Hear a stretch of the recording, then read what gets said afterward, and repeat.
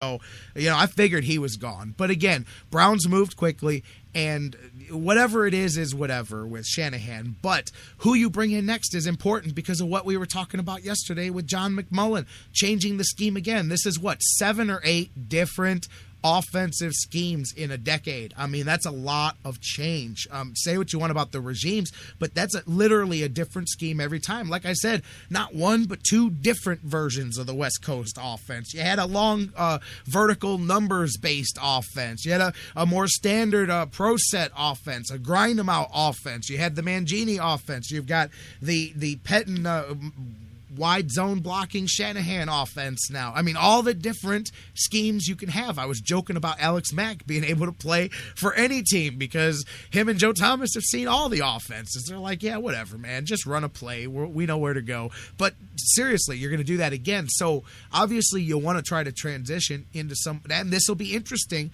Who they hire could tell the tale. It's again, not going to be a young, bright offensive mind because Charlie Weis is the name really being dropped heavy as somebody that the Browns are interested in, and I don't get it because Charlie Weis was like the hot candidate, the guy a long time ago, and I have respect for what he's done in the NFL. He definitely hasn't done it for a while in college. What did he win? Like 6 games? 6-22 was his record at Kansas. Not good at all, and he didn't do well at Notre Dame either, and so I don't know, but I'm curious to see where they go with this because that'll give you a hint as to where they're going to go perhaps with things with the quarterback situation and all of that because you've got quite a bit of ways you can go here, and what if it's going to be Manziel? You're going to bring in a specific offensive coordinator who's going to build an offense that the jokes write themselves there if you don't believe in Johnny Manziel, but build an offense that will highlight his strengths and lower his weaknesses and all of that stuff, which is what an offensive coordinator is supposed to do. Listen, if the Browns have made up their mind that Manziel is going to be our quarterback next year, then that is what you have to do is find somebody that's going to at least promise you to build this thing around him. And then when it all blows up, then, well, that's the other end of the conversation. But I don't see Charlie Weis as that guy. I see Charlie Weis as more of a, going with more of a traditional type quarterback, bringing back the Brian Hoyer type quarterback, if that's where you're going with the offensive coordinator. I'm curious. Tell me what you think. 216-539-7535. 216-539-7535. Facebook.com/The Sports Fix. Tweet with us at The Sports Fix CLE. I've got time to get in a phone call here before the break. Caller, you're up on The Sports Fix. Where are you at with this? J-Rock Daddy. Hey, what's happening? This is LG. What's happening, baby? Here we go again, brother.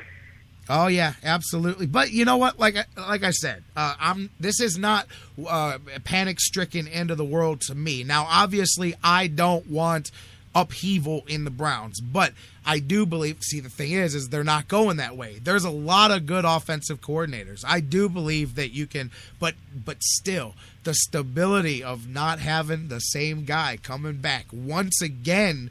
You made the same argument last year. Well, if he's not your guy, get rid of him, move him out, get the other guy in and move forward. Okay, that's great, but we've done that 3 years in a row now, 8 of the last 10 years or whatever with these different offensive coordinators.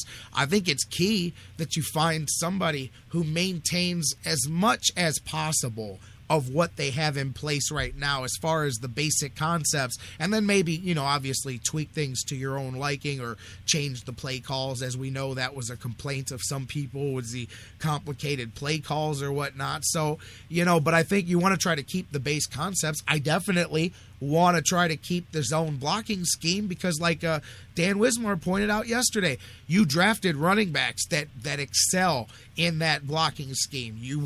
That's what the Browns are kind of building their personnel towards, so you can't change it because then all of a sudden you got pieces that don't fit with the new offense. You know what I mean?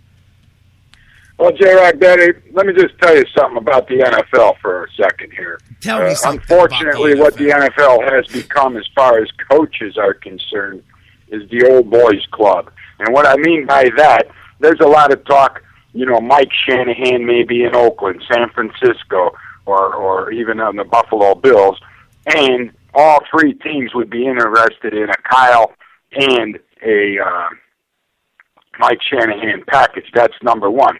Number two, Kyle Shanahan did not like the fact that Johnny Manziel was stuffed down his throat when the Braves were in the middle of a playoff race, and they were forced to start Johnny Manziel.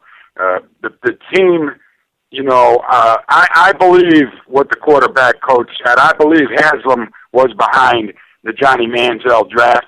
I believe he made Ray Farmer go and do a cover-up for him because Haslam doesn't want to look like he's got egg on his face for butting in the draft. I believe that Johnny Manziel staying in Cleveland is a big problem, and you know me, I have some reliable inside sources with the Cleveland Browns, and one of my sources is reporting to me today that Johnny Manziel may not be here come draft day next year, this season. So that's something. If Johnny Manziel is going to continue to be the Johnny Manziel that he's been since the Browns have drafted him, he will not be here after draft day of 2015, J-Rod Daddy. That's what I'm hearing, coming right out of Berea. Now, I want to tell you something. LG, hold tight. Let me jump in there real quick with what you just said. See, because that's what I meant when I said if what the Browns do in the next few months will kind of maybe give you some clarity on why things went down the way they did so quickly. Because now, if that's true, and I got to say, my gut tells me the opposite. But if that's true, if he's not with the team for some reason going forward, then that would seem to signal clearly that the Browns knew that and they decided that these guys, and perhaps within the building, this was something that I've had speculated by a couple of people with me too, is perhaps they were too championing the potential of Manziel heading into and coming out of the draft, and then perhaps when the rest of the organization decided that this wasn't going to work, somebody had to be responsible for a raise. I don't know. That's another idea, is if that happens, because if he's not with the team, then you wonder what the deal was with Shanahan, because clearly it had nothing to do with that, or something, because that changes that. So that's interesting. But my gut maybe tells me that he simply saw an organization that is not going to come back with a veteran quarterback. They're going to bring the kid, and they've got an extremely tough schedule next year. And he said, you know what? This is, and I agree with Dan Wismar on that aspect. That's just being that's kind of shady and whatever. I don't want you on my team anyway because you're only worried about yourself and not the job that you've been paid to do. And that's why I thought the Browns made it a bit too easy for him to get out of his contract. But at the same time, man, again, a lot of details that we don't know. If there's any shred of truth to the aspect of people in the front office in-game getting involved in trying to influence play calling in any way, that's a different level of dysfunction that should not exist in the NFL. I'm not saying it does. I personally don't totally believe that, although I do believe what McMullen said yesterday was more accurately. Instead of in-game telling you, hey, here's who I think what you should play, I think it's more of a texting as the thought is there, and then after the game, because I've done that before, you text somebody something knowing that they're not going to see it for a couple of hours, but I think it may be more of something like that may have happened where somebody watching the game got a little too involved and said, oh, I'm curious why you ran this play, or why didn't you run on fourth down, or whatever. But either way, I wouldn't be too happy getting those over-the-shoulder glances from the front office during the game if I was Shanahan either. So there's a lot of speculation, though, until you see, A, what the team does going forward, and then B, till you actually hear something from somebody involved directly.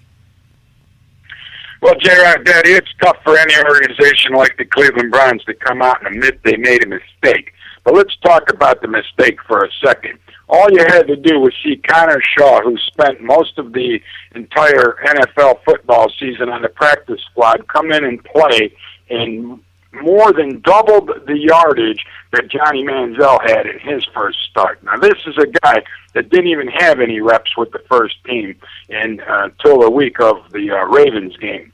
Now, anybody with any kind of football knowledge could clearly see, I mean, let's face it, J-Rock Daddy, Ray Charles and Stevie Wonder both could see that this Connor Shaw is probably has more upside to him in the NFL than Johnny Manziel did. That's number one. Number two, if Manziel faked an injury, if Pettine's excuse to get him out of the game was he had an injury, I can't believe Mike Pettine is sold on Johnny Manziel. At the last press conference Pettine had, we heard him say the quarterback situation in Cleveland is very, very muddy. And I agree with him 100%.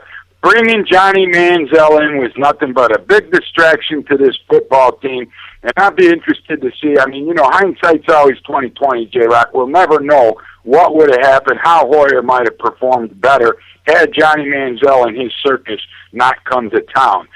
Well, you know, we don't have the luxury of turning back the hands of time and seeing what would happen with this Cleveland Browns football team. But that's all water under the bridge. We can't change it. But going forward, the Cleveland Browns know they're in a bad position. They know they need a quarterback. Hoyer, believe it or not, is probably the best solution going forward at this moment in time, because even though they're going to bring in a new offensive coordinator, Hoyer's been around the NFL long enough. He was in New England where Weiss was there. I don't know if they were there at the same time. I'd have to look at the timetable again, but I'm pretty sure maybe they were.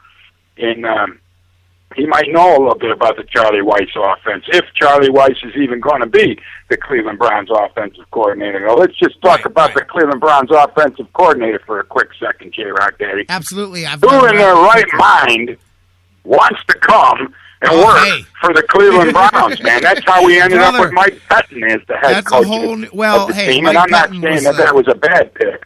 Yeah, that was a good stroke of luck there to get somebody decent when you were down so deep in your... I'm with you. You bring up a great point, and I've got to hit the break. We will talk about this some more. Like I said, we've got more than just today to talk about this, but you're right. Who in the world wants to come into that situation there? Again, we'll see. We'll see. And maybe that explains why a guy who is I don't want to say he's past his peak as far as being in demand as an offensive coordinator, you know, but maybe that's why that's out there. Maybe that's why the Browns, and part of me thinks this, whatever the Browns are going to do, I think they already know it, and that's why they moved so quickly. I think literally this was a... J-Rock Daddy, would you want to go work for a radio station where the average person doesn't even make it for one calendar year in employment there? No. I got you. I know exactly what you're saying, but I think the Browns have this thing already figured out as far as they made a call. They've already got somebody lined up, and they're going to, in my opinion, that's why they said, hey, Shanny, you want to go? Go ahead and go. I don't think they just did it just off the cuff. I think they knew what they were doing. Doesn't mean it's a good idea. Thing for you. Hurry up, LG. I got to go. One more thing for you, J-Rock. Yeah. I heard you talking about contracts, this, that, and the other thing. Why in the world would you even want to keep a guy in your employment that really doesn't want to be there in the first place? I know. Are you sure you're going to get 110% out of that employee? Well, absolutely. No. I believe you. That's why you got to let him go. You can't have a guy working for you that doesn't want to be there because he's just going to either intentionally or unintentionally sabotage you based on his lack of effort. But what I meant was you don't have to just make it that easy. Now, you do have a little bit of leverage there. What I'm saying is show the next guy that, but you know what? Jimmy Haslam, maybe his strategy is, hey, if you don't want to be here, I'm not going to make it hard for you to leave at all.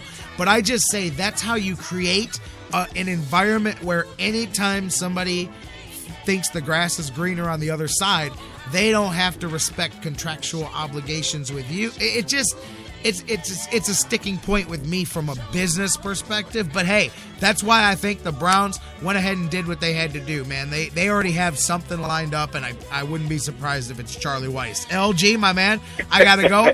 I appreciate the phone call. We'll talk about this some more, no doubt. All right, J-Rock Daddy, have a good one, man. You too, my man. That's LG from Cleveland Sports 360. I'm J-Rock. This is the Sports Fix. We're going to take a break. When we come back, all right, we're done with that for now, man. Like I said, we've got plenty of time. Tomorrow, the BSK is going to join us. We'll get his thoughts on this. Jonathan Knight, Jeff Gorman. We've got a lot of Friday football talk coming your way and playoff previews and stuff. But we're going to shift gears because the winds of change are all over Cleveland, and the Cavaliers have been hit most of all. The roster overhaul perhaps completed, at least for the time being.